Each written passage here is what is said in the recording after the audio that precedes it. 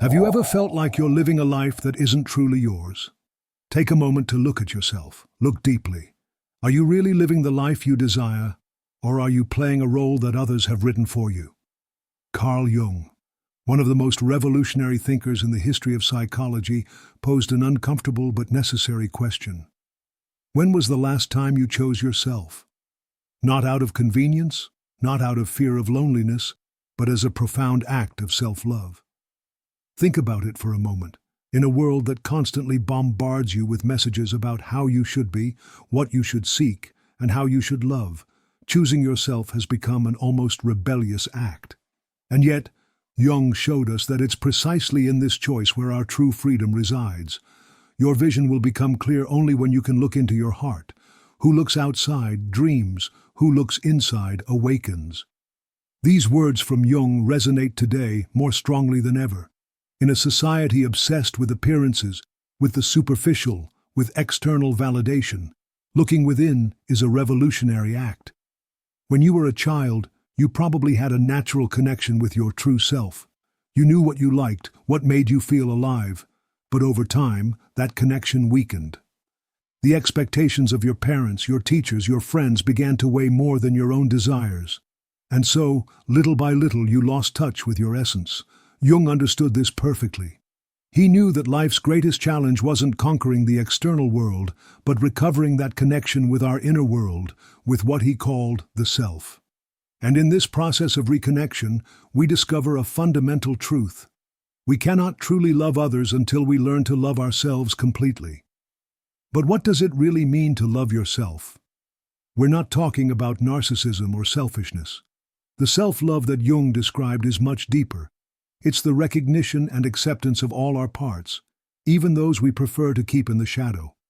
The shadow, that powerful concept in Jungian psychology, represents everything we reject about ourselves. Our fears, our insecurities, our darkest desires. Most people spend their lives running from their shadow, projecting it onto others, denying it. But Jung taught us that the true path to wholeness, to complete self-love, involves embracing that shadow, integrating it. Because when you deny parts of yourself, when you repress or hide them, you're sending a clear message to your unconscious. I am not worthy of being loved completely. And that message, that limiting belief, is inevitably reflected in your relationships. You attract people who only love parts of you, who cannot or will not see your totality. And you settle for those halves, for those half-loves, because deep down you believe that's all you deserve. Does this sound familiar? Perhaps you've been in relationships where you feel you can't show yourself completely, where you hide your emotions, your thoughts, your desires for fear of rejection.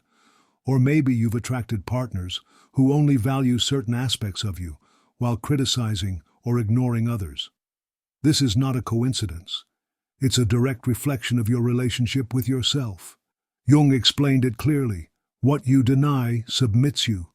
What you accept transforms you. When you begin to accept all your parts, when you stop fragmenting yourself to please others, something magical happens. You no longer need external validation, because you've found the most powerful source of validation, your own being.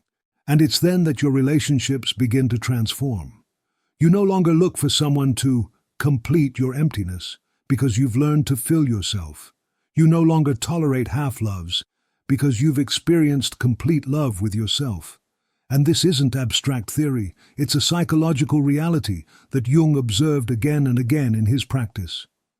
The problem is that we live in a culture that teaches us exactly the opposite. From a young age, we're bombarded with fairy tales where the prince or princess comes to rescue us, to complete us.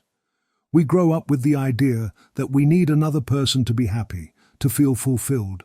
And so, instead of seeking our internal wholeness, we desperately search for someone to fill our voids. But Jung reminded us that this approach is doomed to failure. The meeting of two personalities is like the contact of two chemical substances. If there is any reaction, both are transformed. Healthy relationships aren't those where two incomplete people unite to form a whole, but where two whole beings meet and enhance each other. Think about your past relationships. How many times have you felt that you lost yourself to please the other person? How many times have you changed your opinions, your tastes, even your dreams, just to fit into what you thought the other person expected from you? This is what Jung would call a loss of soul, a disconnection from your true self. And the saddest thing is that no matter how much you try to please, no matter how hard you strive to be what you think others want you to be, it will never be enough.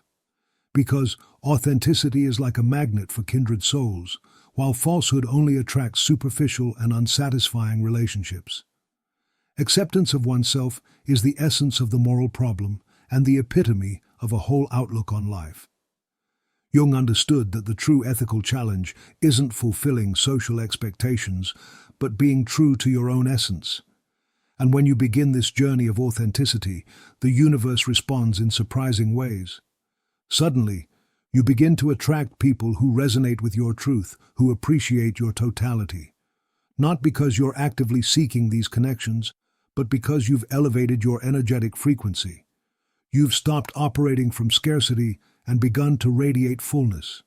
This is what Jung called synchronicity, those seemingly casual but meaningful events that appear orchestrated by a higher intelligence. When you align with your truth, when you choose yourself, the universe conspires in your favor. Fortunate coincidences multiply, the right people appear at the right time, and you begin to feel that there's a greater purpose guiding your steps. But this path isn't easy, I won't lie to you. Choosing yourself, loving yourself completely, requires courage. It requires that you face your deepest fears, that you dare to look at those parts of yourself that you've kept in the shadow. And sometimes, this process can be painful. Jung knew this well. There is no birth of consciousness without pain, he said. For to be reborn, to awaken to a more authentic way of being, we must first die to our old ways of thinking and acting. We must let go of the masks, the roles, the expectations we've internalized. How many times have you found yourself saying yes when you really wanted to say no? How many times have you repressed your emotions, your desires, your needs, just to keep the peace, to not inconvenience others? Every time you do this, every time you deny yourself to please others, you're sending a clear message to your psyche. Others matter more than me. And over time, this disconnection from your truth manifests as anxiety, depression, physical illnesses. Your body, that ancestral wisdom we carry within, always knows when you're living in contradiction with your essence. It sends you signals, first subtle, then increasingly intense. Jung called it neurosis, that internal tension that arises when we live in discord with our true self. But there's good news. It's never too late to begin this journey back to yourself. It's never too late to decide that you deserve complete love, that you won't settle for halves. Your task is not to seek for love, but merely to seek and find all the barriers within yourself that you have built against it. Rumi reminded us, in a perspective that Jung would have deeply appreciated. The barriers are those defense mechanisms we've built over the years. The fear of rejection, the fear of intimacy, the fear of being truly seen. Jung called them complexes, those emotional knots that form in our unconscious and affect our behavior in the present. Perhaps as a child you learned that love was conditional, that you were only loved when you behaved in a certain way, when you met certain expectations, and so, without realizing it, you internalized the belief that you weren't worthy of being loved for who you really are. You began to build a persona, a social mask that you presented to the world while hiding your true self. Jung called this mask the persona, from the Latin per sonare, which means to sound through. The persona is like an actor playing a role, using a mask to project a certain image.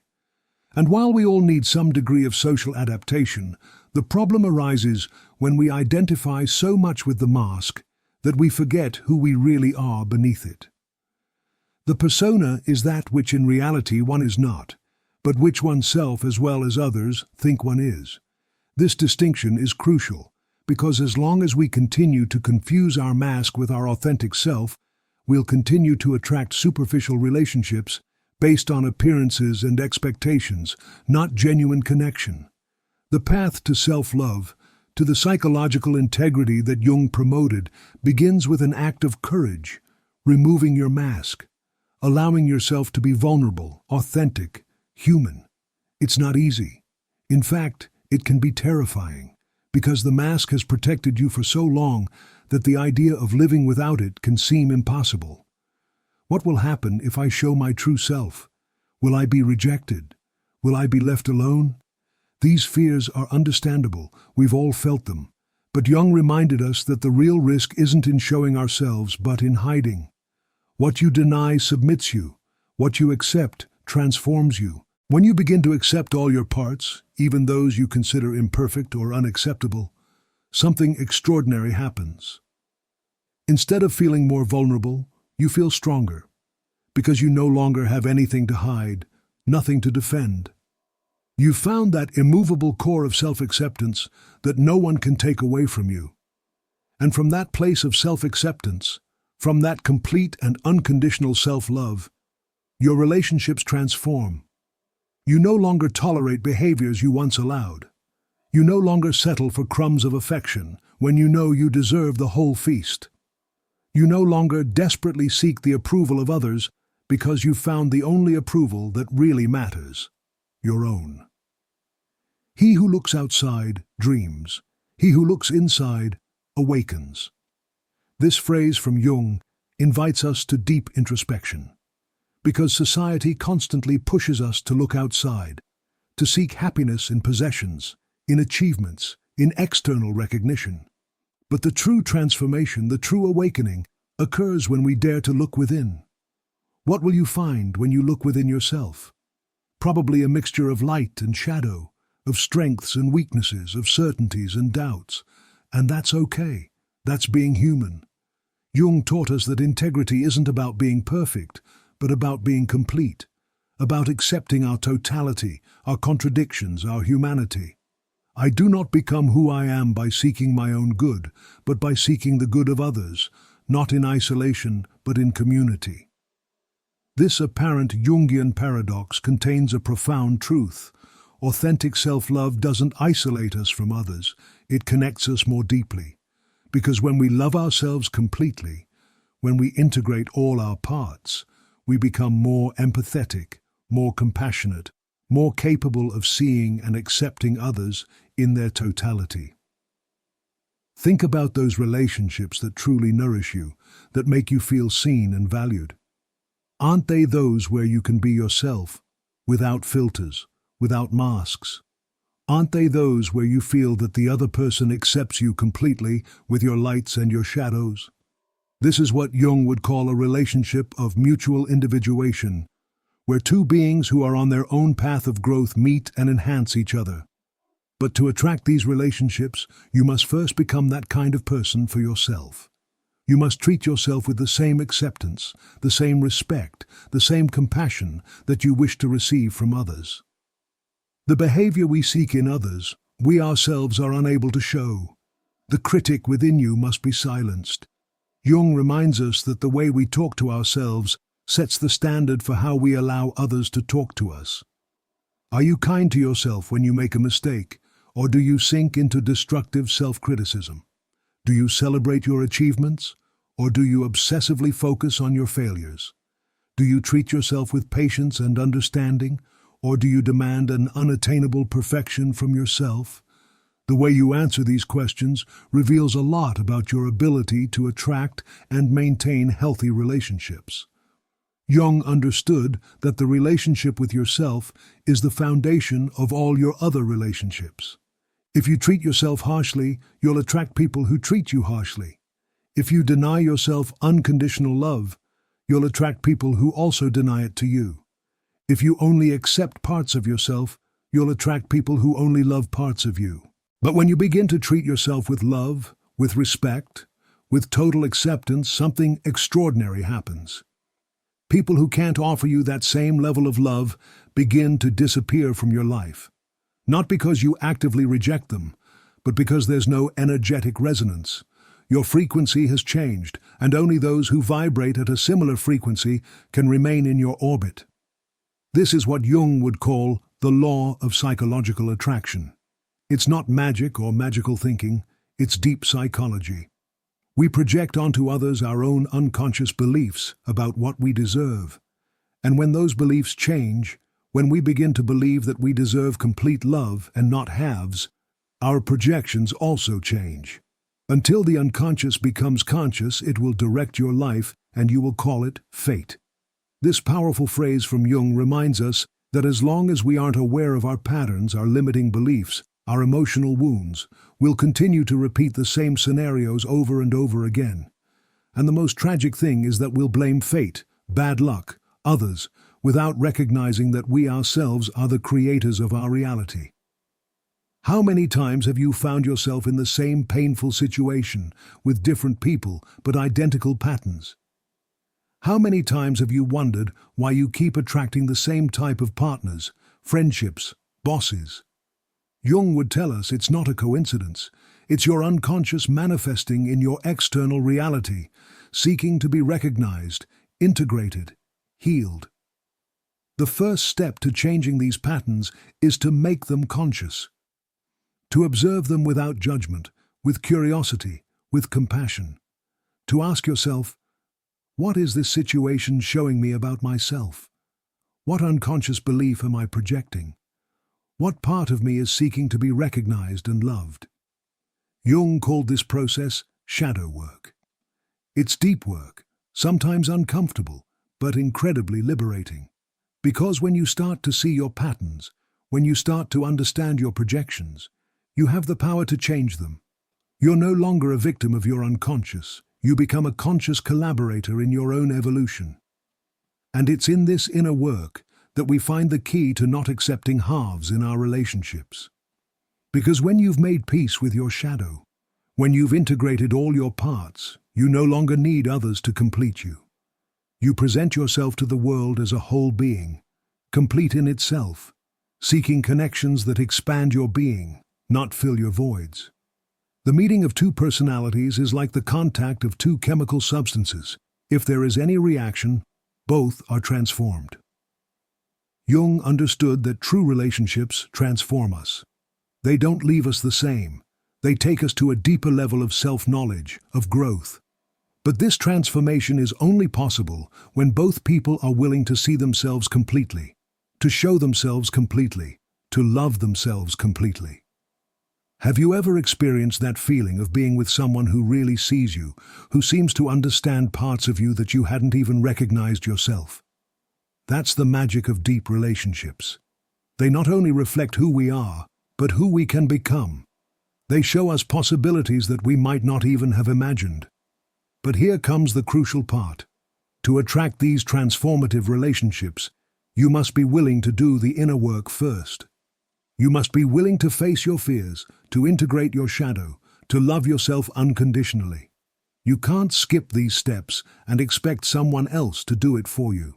Your vision will become clear only when you can look into your heart. Who looks outside, dreams. Who looks inside, awakens. This invitation to introspection is perhaps Jung's most valuable legacy. It reminds us that all the answers we seek, all the connections we yearn for, begin with that primordial connection with ourselves.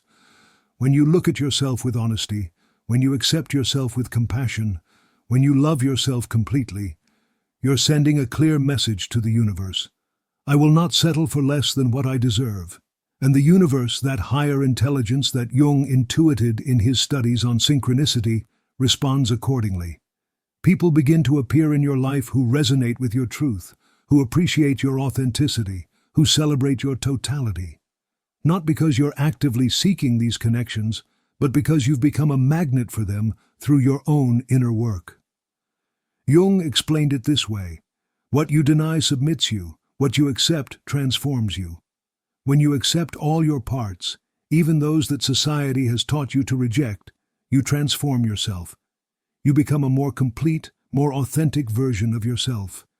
And that authenticity is irresistible to kindred souls.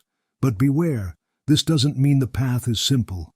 Often, before attracting these deep relationships, we experience a period of solitude, of apparent emptiness. Jung called this the dark night of the soul, that moment when we let go of the old but the new hasn't yet arrived. It's natural to feel fear during this transition. It's natural to wonder if you're doing the right thing by raising your standards, by refusing to accept less than what you deserve. But Jung would remind us that this empty space is necessary. It's the blank page where you'll write the next chapter of your life. You cannot kindle a light without shadow. This apparent Jungian contradiction contains a profound truth. You cannot experience a true, deep, and transformative love without first having faced the darkness of your own being, without having made peace with your most vulnerable, most wounded, most human parts. So if at this moment you feel alone, if you feel that you've let go of relationships that no longer served you, but haven't yet attracted new ones, be patient. Trust the process. Use this time to deepen your relationship with yourself, to heal old wounds, to integrate your shadow. Because when you love yourself completely, when you become that safe haven for yourself, something magical happens. You no longer look for in others what you've learned to give yourself. You no longer depend on external validation because you've found that inexhaustible source of internal validation. You no longer accept crumbs because you've tasted the complete feast of self-love. And it's from this place of fullness, of psychological integrity, that we can truly connect with others at a deep level. Not from need, but from overflow. Not from scarcity, but from abundance. Not from fear, but from love. Know thyself was the maxim inscribed in the Temple of Delphi, and Jung adopted it as the fundamental principle of his work. Because when you truly know yourself, when you embrace all your parts, when you love yourself completely, there is no longer room for half relationships, for incomplete loves, for superficial connections. You deserve complete love. You deserve to be seen, valued, and celebrated in your totality. And that love begins with you. It begins with that revolutionary act of choosing yourself, of prioritizing your well-being, of honoring your truth. It's not selfishness. It's psychological health. It's not narcissism. It's healthy self-love. It's not isolation. It's the first step toward deeper and more meaningful connections. Because as Jung taught us, only when we love ourselves completely can we love others in the same way. So today I invite you to make that commitment to yourself, to look in the mirror and tell yourself, I choose me. I love myself completely. I will not accept halves. And then, watch how the world around you begins to reflect this new truth. How people who cannot honor your totality naturally move away, while those who resonate with your authenticity naturally come closer.